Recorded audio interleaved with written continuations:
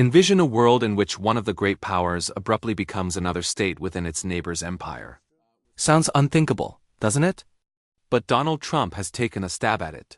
That Canada might become America's 51st state someday. The whispers are astounding. To most Canadians, this is unthinkable. To Prime Minister Mark Carney, it's unacceptable. And now, as Carney gets set to enter the White House, this matter looms large over the negotiations like a storm cloud. Trade and tariffs might dominate the headlines. But what is actually at play is much deeper: sovereignty, identity, and a country's pride on the line. Let's talk about what's at stake, because there is so much to discuss here, Laurie. I mean, apart from the fact that, yes, there are tariffs, but there is so much more with this relationship that we have to discuss. The president, for example, has been shifting focus and talking about this entire missile dome, a golden dome, and that's where the comment of 51st state came about just a few days ago. So talk to us about what's at stake here. 51st state comments really stressed me out, because I think everybody's been hoping perhaps he'd stop saying that once Prime Minister Trudeau maybe that was a Prime Minister Trudeau thing, and he doesn't say that with Prime Minister Carney. But looking at what's going on in the U.S., I mean, the situation with James Comey, this is not a president that we have any reason to think is reasonable to deal with or respectful of institutions. And here's the part that most Canadians aren't hearing. What Trump says publicly might only be the tip of the iceberg. Canada called me a couple of weeks ago. They want to be part of it. To which I said, well, why don't you just join our country? You become 51, become the 51st state. A new poll finds Canadian attitudes against the idea of becoming the 51st state have strengthened. The poll conducted by Ipsos for Global News found more than 70% of respondents feel that Trump's comments have strengthened Canadian pride. Close to 80% of Canadians would never vote to become part of the U.S., while only 16% would join the country if offered incentives like full citizenship, currency, and financial asset conversion. But behind the closed doors, the stakes are even greater. Would one mistake reverse years of delicate diplomacy? The stakes are huge. Well, if I may, as you know from real estate, there are some places that are never for sale. That's true. We're sitting in one right now, Buckingham Palace, that you visited as well. That's true. And having met with the owners of Canada over the course of the campaign, and I'll say this as well, that the president has revitalized international security, revitalize NATO, and us playing our full weight in NATO, and that will be part of it. The message is unmistakable. Carney reflects the collective desire of a proud and independent nation. Canada is not a bargaining chip. Canada is Canada, sovereign, resilient, and unbowed. The White House tension is real. Carney enters the room with the understanding that this is not simply a meeting, it's an experiment in Canada's identity, sovereignty, and staying power when pushed politically. Trump's insistent 51st state comments are no jokes. They are an invitation to prove oneself. Every look, every movement, every sentence will be scrutinized, measured, and remembered. Carney has to steer through a minefield where one false step would have consequences far outside the room. And here's the silent danger. What if Trump goes hard as anyone can imagine? The effects could ripple through trade, trust, and global alliances. Carney is aware that public sentiment is behind him. Canadians have united in the notion that their country cannot be used as a bargaining chip.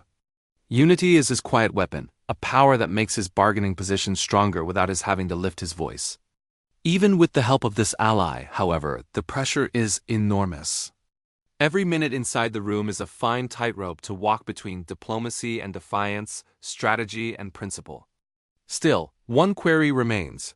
How far will Carney be willing to let the dialogue drag without betraying Canada's fundamental values? One misplaced word might tip the scales, and the world is watching. It's not about tariffs or trade agreements only. It's about demonstrating that Canada won't be intimidated, that sovereignty is not just a term, it's an idea etched into the history of this nation. Each decision Carney makes will resonate in the corridors of power, in Canadian living rooms, and on the global stage. The stakes are enormous, the stakes record-breaking, and the result in doubt. And as this standoff drags on, the message is clear: leadership is not about who yells the loudest, but who can defend their country's identity against pressure. Canada is not a junior state. Canada is free, strong, and unbroken. And in this chamber, the burden of that reality is Carney's strongest asset. Time of reckoning has come. Carney is across from Trump, and the burden of a country bears down on every sentence he will utter. This is diplomacy. It is a declaration of identity, sovereignty, and the principle that Canada will never be used as a bargaining tool.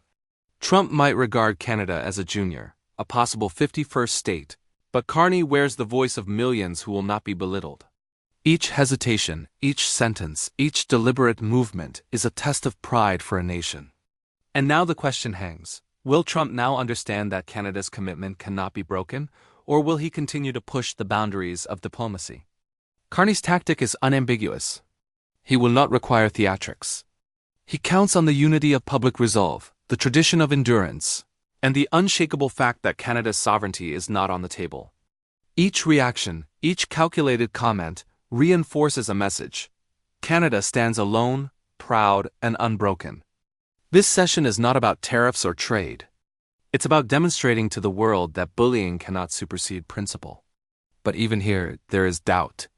How far will Trump go? How steadfast will Carney be? And how will the resolution to this standoff define Canada's place in the world? As the clock ticks on, one fact is certain. Canada stands as one. Carney represents the country's strength, standing up for its identity without compromise.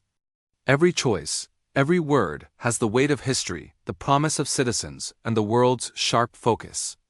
Pressure leadership is not about winning an argument. It is about maintaining values in times of greatest risk. The lesson from this standoff is straightforward. Canada is not a state. Canada is not up for sale. Canada is a proud, independent country, stronger when provoked, and unshakable in its principles. And as Carney exits the White House, he bears not only his own determination, but the voice and pride of millions of Canadians calling for their sovereignty to be respected. If you wish to receive updates on Canada's most pivotal political moments, comment your opinions on how Carney navigated this standoff. Share this video with those who care about national identity and subscribe to our channel. The message is unmistakable, compelling, and irrefutable. Canada is Canada, free, autonomous, and unbending.